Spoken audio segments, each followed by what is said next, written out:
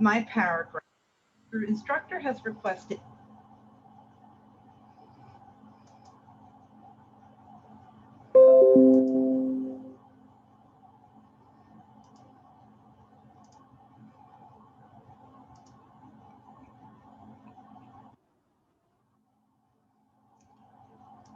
Good morning.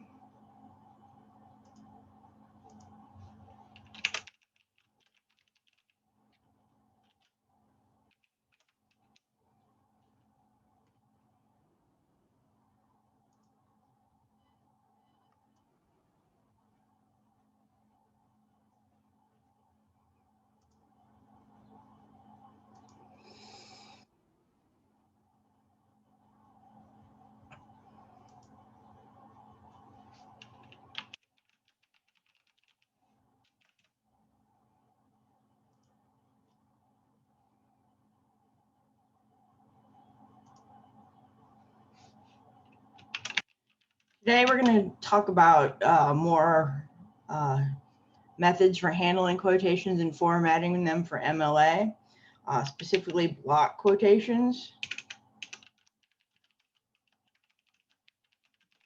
So we're going to look at the MLA format, block quotations, and using ellipses and brackets to manipulate your quotations to use them in a way that is most effective for your paper.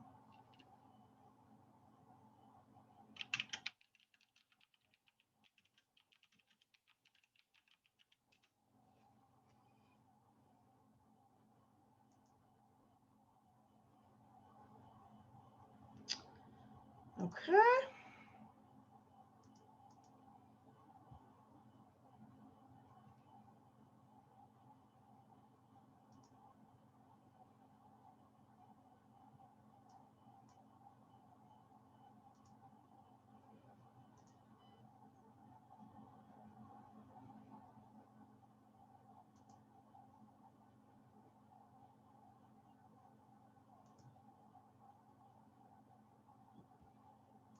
No questions so far?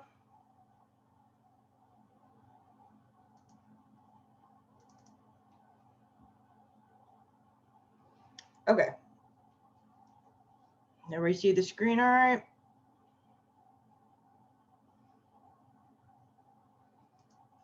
So I'm going to assume that you've got that set. And in my document here, I've got my paper set up in MLA style, and I'm ready. So just a little review. You remember all the things that you talked about in the MLA group presentation. Now she's going to talk about if you have a long quote, how to format that, short quotes versus long quotes, and other things to manipulate the quotes. Ready for my first quotation. I have a topic sentence. I don't want to start my paragraph with a quote. So I have a topic sentence that expresses the main point of that paragraph. Then I have a sentence that sets up the quote that I'm going to include. And then I've got my quote. And now we know the MLA rule is that if a quote is more than 50 words, we have to handle it as a block quote. But how do we know if we have 50 words? Well, I could do 1, 2, 3, 4. You don't want to have to do that. No, that's going to take me a while. Or I can look at the number of lines. 1, 2, 3, 4. Just a tiny bit on this fourth line. We're kind of in the gray area here. So let's highlight my text, my quote, and let's see. Down here in the lower left corner, it shows me that I have 46 words. That is less than 50, so I don't need to handle it as a block quote. So, and I've already got my MLA style citation in the right place. I'm using my quote marks. I'm good to go. Now, before I move on, I want to make sure that I spend an equal amount of time discussing this quote. So remember we discussed the quote sandwich, right? So you have a statement like there are many economic issues attached with free college. Okay, then you have a signal phrase that leads into your quote. Then you have the quote, and then you need to discuss what the quote means in relationship to your subject. If I have 1, 2, 3, 4 lines of quote, I'm going to want to spend 1, 2, 3, 4 lines discussing. And how do I want to do that? I want to analyze the quote. I want to go into my own thoughts and opinions, the significance of this quote, further ramifications. So Maria, this might help out with your paragraph length, so you can see just about how long your paragraphs can be. Of it. I want to question the quote. I'm going to spend some time analyzing the quote before I move on to another quote. Be careful that you're not doing quote, another quote, another quote. You want to avoid that. Your paragraph should be mainly your own thoughts and ideas and your own analysis with the quotes to support the points that you're making. So be careful that you're not having too many quotes in a row and that you're spending that time discussing. Now, sometimes you want to try and reduce the amount of quoting, even when you have a fairly short quote like this one. This is 46 words. It's kind of in that gray area. And we can look at the quote itself. About 30,000 Americans are killed by guns every year, about two-thirds of them suicides. Now, they put this little extra bit of information in here, and maybe we feel like we don't really need that. You can go in and manipulate the quote, and we can just erase this part here. And we can do what's called an ellipsis to show that we took something out. An ellipsis is period, space, period, space, period, space. And there we go. We've shown our reader that some information has been taken out. And as a consequence, we're down to 3 lines of text and 43 words. So we've reduced the total amount of quote. This is really important in a paragraph where you have, say, 2 or 3 quotes. Every word matters, and you may want to use the ellipsis to reduce the overall amount of quoting you have happened. Because remember, you want to aim for only 10% directly quoted material. So if you have information in the quote that you do not need, it is not relevant, use the ellipses to reduce the amount of the quote. It's a great technique to use when the middle of a quote really isn't relevant, but the beginning and end part is what you really want to share with your reader. So don't be afraid to go in and manipulate your quotes. So then I go on to my second body paragraph. Again, I have a topic sentence that's not a quote. Then I have a lead in that sets up my quote. And now I've got a little bit longer quote. So let's look. How many lines is this one? 1, 2, 3, 4, 5, 6. I can tell just from the number of lines that this is going to be handled like a block quote. So basically, But if you see, I'm in doubt, highlight my text, come down here to the lower left corner, and I see that I have 79 words in this quote. right here. I better handle this like a block quote. How am I going to do that? So as you're saying, if you see a quote and you know it's at least 4 lines, you know you're probably going to indent it automatically. First thing, I'm going to remove my quotation. I'm going to separate off this quote from the rest of my paragraph. So now I've got it in its own section. You see how she took away the quotation marks? Because putting it in a block format for a quotation automatically shows that it's a quote, so you remove the quotation marks. And I'm going to highlight it, and I'm going to hit tab once, tab twice. I've brought it in 10 spaces.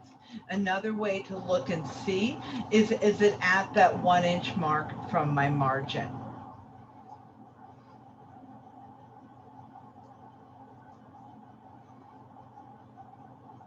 In this case, it should be indented more than her paragraph is.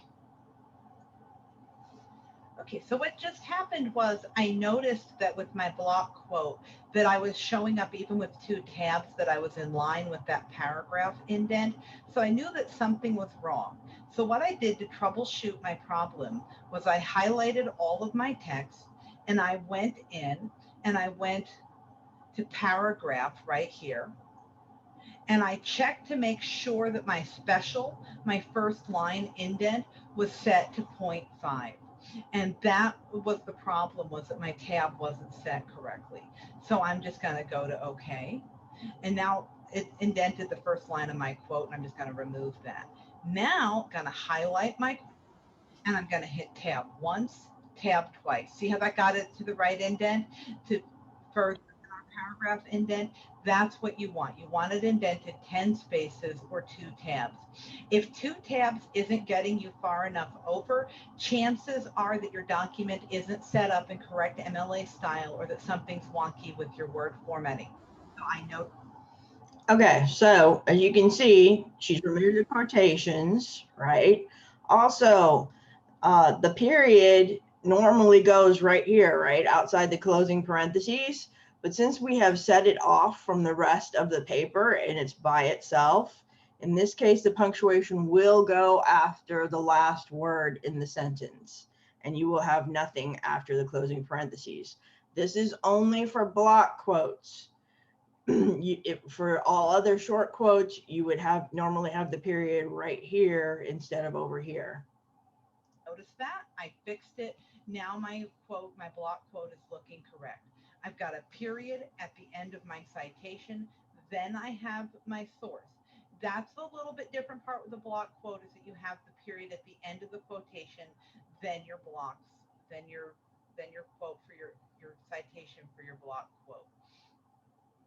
So what we have here is I've got it set up, and now be careful. Notice what happened here was the computer tried to go ahead and indent this new line when I come back to the paragraph. I do not want just a 2-sentence paragraph here with the block quote. I want to go ahead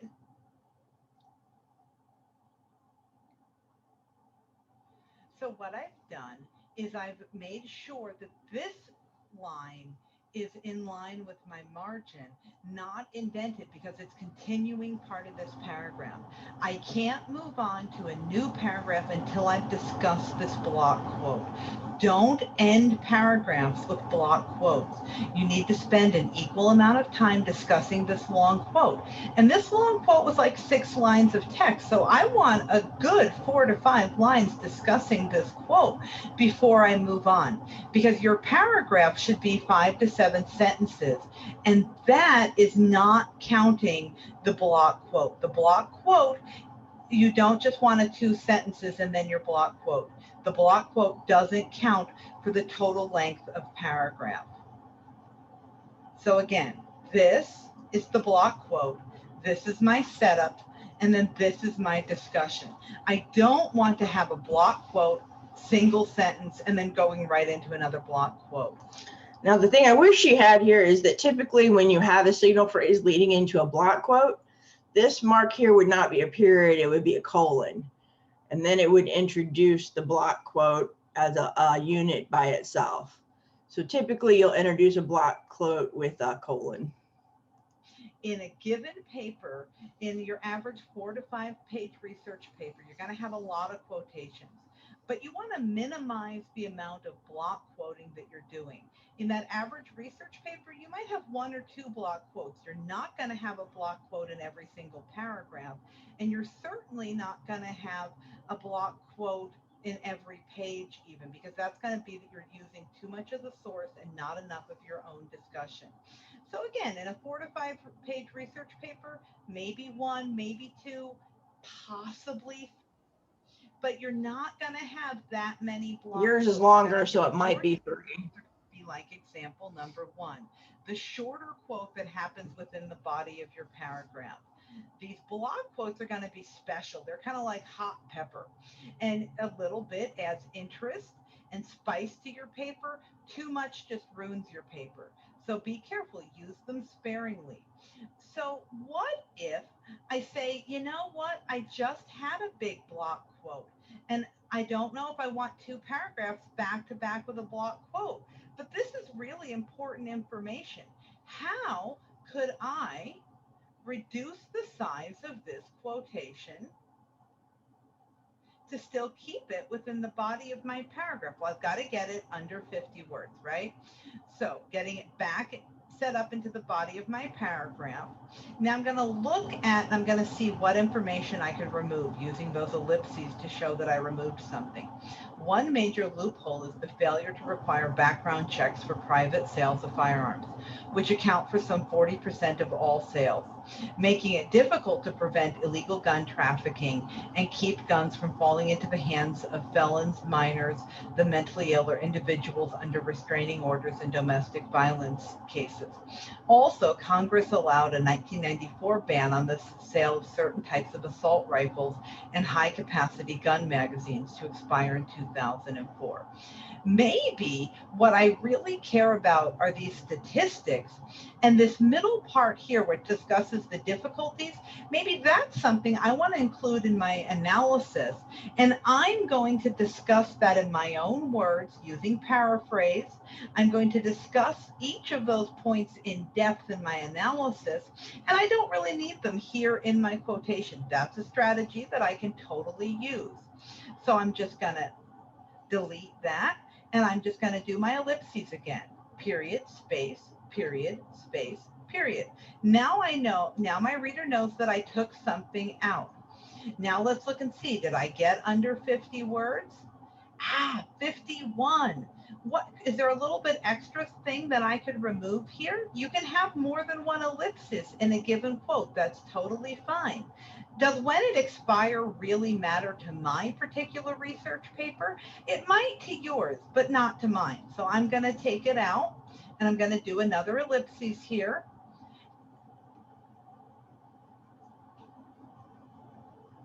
Need to get my quote mark facing the right way there. Okay, now let's check the amount of words here. What did I get it down to? Don't count the ellipses as words. 46 words.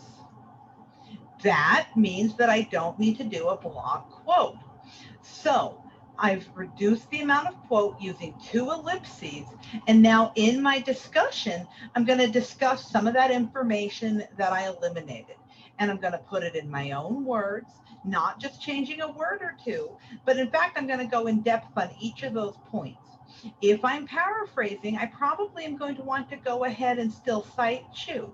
Anytime you look back at the source, it gets a citation, but I've reduced the need for the number of quotes, and that's important. Paraphrasing should be your majority of your paper, and paraphrasing in your own discussion, your own words, your own analysis. Okay, everybody good so far? So we've discussed 2 major ways to handle quotations, right? And like she did here, now don't take out anything that you need, right?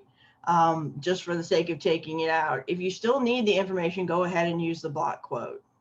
But if you don't, then, you can use the ellipses effectively to reduce the amount of direct quoting that you're doing. That's where you're showing that you're really thinking about the sources, you're using the sources, you're making up your own points, and you're using the sources to support those points. That's the majority of your paper.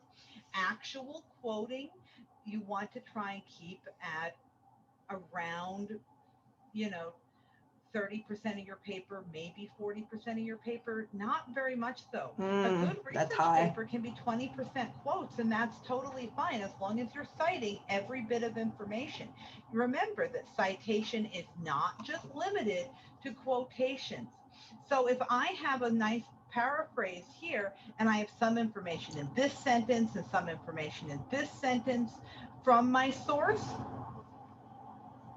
I better go ahead and add citations to where I'm paraphrasing. Here, getting it formatted correctly. And this information here, let's just pretend that this is coming from the source too. So as you can see, the amount of space of this paragraph, this quotation, has been reduced. I'm still citing the places where I'm paraphrasing. Rid of that extra period there. I'm still citing the places where I'm paraphrasing because I look back at the source. That information came from the source. I need to give credit for it. I go into more depth about that in the plagiarism and proper citation video. But so let's recap our quotation strategy using MLA format. I want to try and reduce my quotes under 50 words wherever possible. I can reduce them using ellipses. Sometimes I need to add some clarity to my quote. And let's give an example of doing that. He reported on the significance.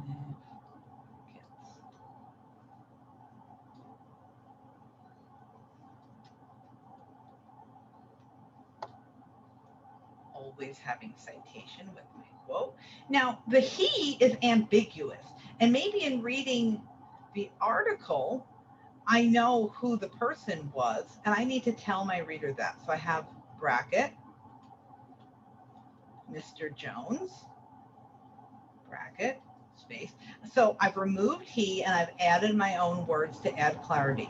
An ellipsis removes words, a bracket adds words. It's okay and preferable to go in and manipulate your quotes to make the most sense to your reader, using ellipses to remove phrases, using brackets to add phrases. So anytime you make a change to a quotation, you need to acknowledge that, either with the ellipses to show you took something out, or the square brackets if you need to add something for the purposes of clarity. Maybe there's a foreign word that you need to define, so you would put that in square brackets. Because you've seen the original source, but if you start quoting it and there's just the pronoun there, like she pointed out in this example, you have to clarify by putting who the person is speaking in the square brackets, because your reader doesn't know. They didn't see the original, and if you're not quoting the part with Mr. Jones' name in it, all we're going to see is a sort of vague pronoun that we don't know who it refers to. So in that case, you can fix it by putting in square brackets who the person is who's speaking, or defining a foreign word, or anytime you need to make a change to a quotation and add something, use square brackets. Where we can do that, we're really showing why we're using a quote, and we're really adding value for our reader by limiting the quotes to the information that's most relevant to your paper, and by adding clarity that makes sense within the overall context of your paper and why you have that quote. So when possible, you're going to try and reduce the quote to under 50 words. When it is over 50 words or 4 lines of text, you are going to need to do what I showed you, and you're going to need to do a block quote. A block quote is indented 2 tabs or 10 spaces in, and you want to make sure that you're limiting the amount of those block quotes, that you're not doing too many block quotes. That's really important for the overall flow of your paper. And again, in a given 4 or 5 page research paper, you're going to have maybe 2, possibly 3 block quotes, or even no block quotes. That's totally fine too. You may have all short quotes, and that's awesome, because that's you really breaking up the sources, really discussing each of your quotes. And remember my other tip, to not stack quote, quote, quote. You want to have quote, an equal amount of discussion, another quote if it's relevant, an equal amount of discussion, another quote if relevant. So really breaking up those quotes. The bulk of your paragraph should not be quotation. And again, 20%, 30% of your paragraph as quotation, you can get away with that. Half of your paragraph as quotation, you're kind of inching into the gray area. If 75% of your paragraph is citation or quotation, if 75% of your paragraph is a quotation, that's excessive. You want to balance your quotation with an equal amount of discussion. And be careful when you're looking at the overall amount of your paper that the bulk of your paper is not quotation. You're going to get a much lower grade than you would otherwise if you put sources in your own words and have a lot of your own analysis, really question. So she's correct. It should be you writing the paper. It's your paper. You are directing it. You are interpreting information. You are explaining it to us. Okay. Some of you are also using APA. So if you note down here, she gives you the other specialized considerations for APA. In this case, APA says 40 words like block quotations, and their indent is only 5 spaces instead of 10. Okay, so it'd be one tab for APA. I know some of you are in classes where you have to use that. So please note there are different formatting techniques depending on whether you're using MLA or APA. Going into depth, talking about the significance, the ramifications, the overall implications of something, really going into your own thoughts and opinions. That's where college writing really takes place. It's not an encyclopedia article, and you don't want the bulk of it to be coming in the form of quotations. So really watch that. So this has been how to handle quotes with MLA style. If you need APA style, we've got another video for you on that coming up.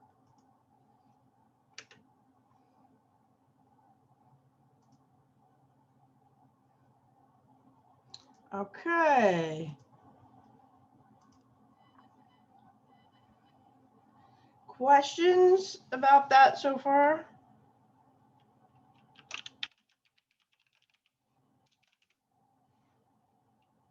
I will be posting this video under announcements on Brightspace. So if there's something when you get into your paper and you're like, I don't quite remember how to do that, you can go back and look at various parts of the video, whether it's brackets, whether it's ellipses, okay? There is one thing she did not mention. Sometimes you're going to run into a quote where there was a misprint. It happens, right? Something's misspelled, okay? So you have a quote. Here, let me show you what it might look like. We'll go to, give me a second, I'll open up our document where we were paraphrasing. So you quote something and they made a mistake. You didn't make the mistake. They made the mistake in the original quotation. You need to acknowledge that. Otherwise, we might think you made the mistake and you might get penalized for it. Okay. So what you can do, if you have a quotation, second, let me share this with you guys.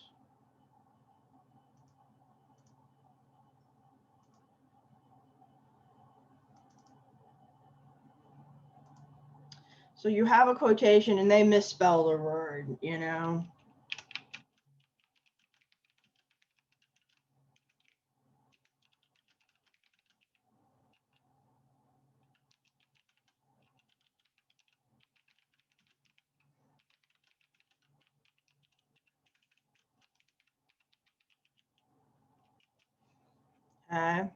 You said they took him to the hospital and they misspelled hospital.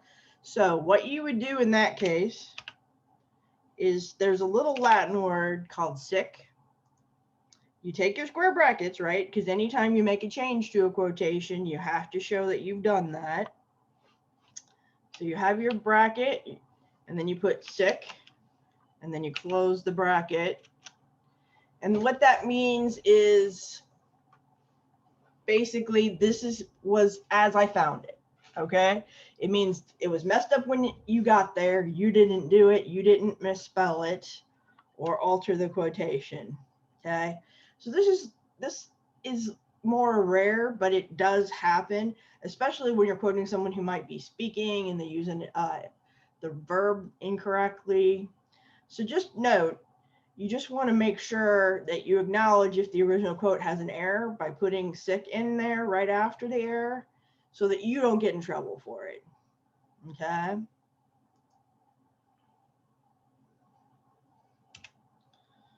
Okay, so now you should have your draft and you should have the main reasons that you're going to discuss that are disagreements on your subject. Now you want to, if you have not already started to, add quotations that support what you're saying, right?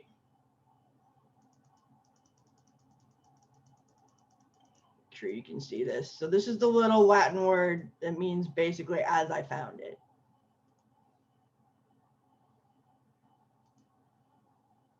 Everybody good?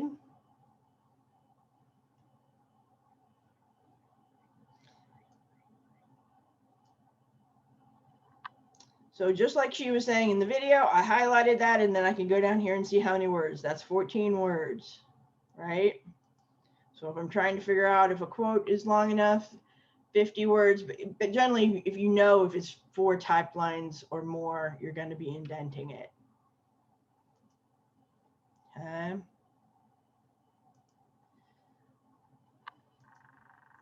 So, show me a quotation from your paper, a quotation or a paraphrase. How are you supporting your main points? So let me give you the example. If we go to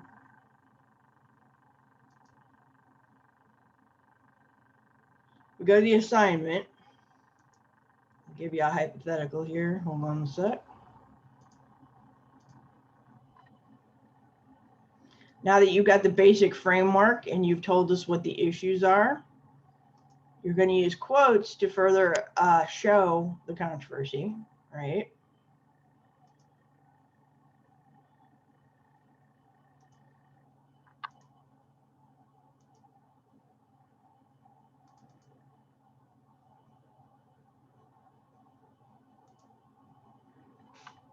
Okay. So in your, block organization or your point by point organization, you're going to take one of your points and then you're going to add a quote that you're going to explain.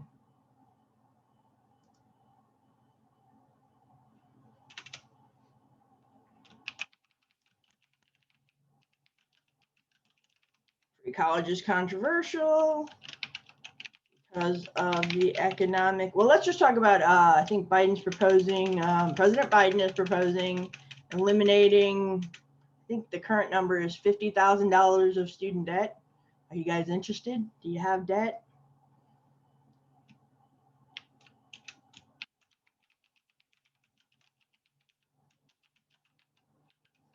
I have my subject or my topic sentence for the paragraph.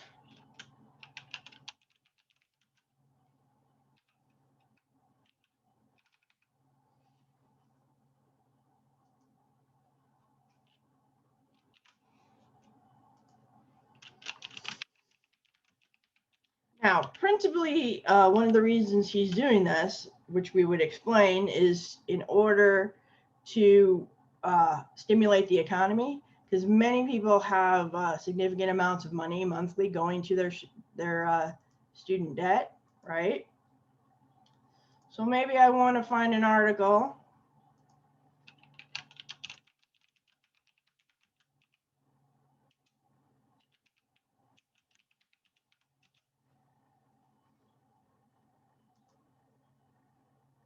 So Biden's student loan forgiveness could wipe out debt for 15 million borrowers. Okay.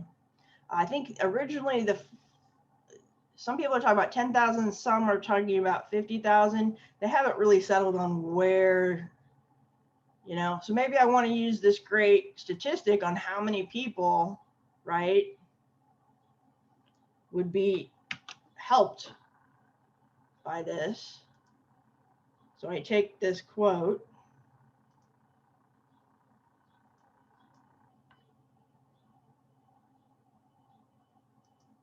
Yeah, so you would want a psychologist, Maria, who's giving a quote that explains how it affected people, right?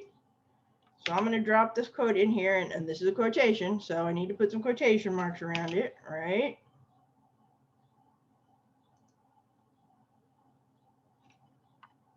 Periods go inside the quotation marks. The author of this is Anne Halosky. So I would put this on my works cited.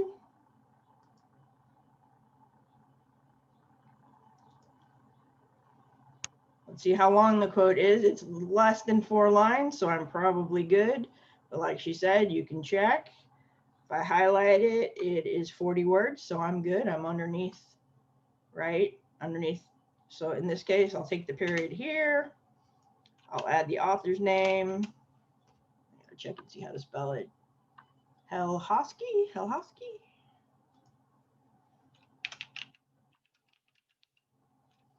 Close my parentheses, so I'm not going to block quote it, right? I need a signal phrase, right?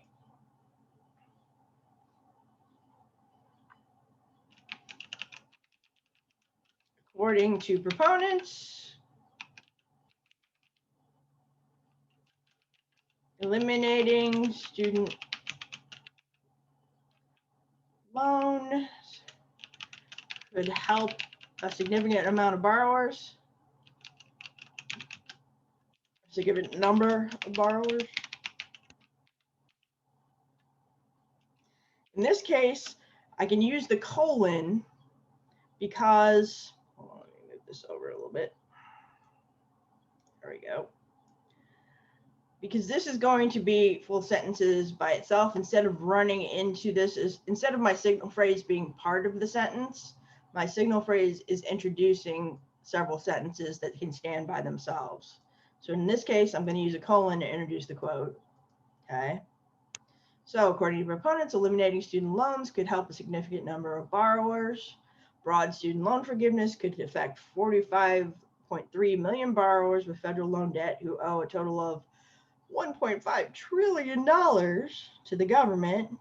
Wiping out $10,000 each, as Biden calls for, will result in up to 429 billion canceled. Okay.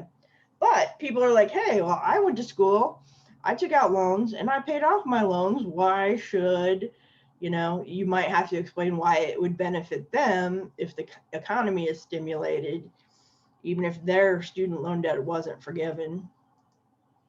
Okay.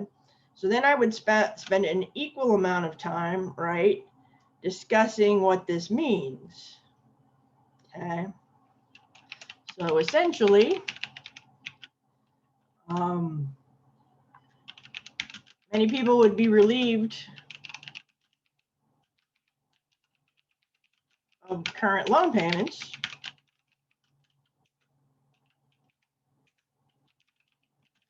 So they could spend that money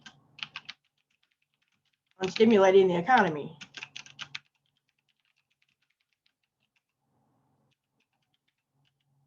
I mean, I think I don't know what the average student loan payments are. I've seen numbers between $300 a month, and that if you suddenly had an extra $300 a month, people who don't have as much money tend to spend it on things they need, whether that is improving their home, which means they pay a contractor to build a fence or put in a new furnace, or whether they need health care, which means they're spending that at other businesses and corporations. Okay. And then I would go on to maybe discuss how much it could stimulate the economy, because right now the economy is hurting a lot from the results of COVID, so I might discuss, how badly COVID's affected the economy and how this could, and maybe quote another expert who's saying how much it could help the economy. So I spend about as much time discussing this, probably another few sentences discussing what this means, and what proponents think.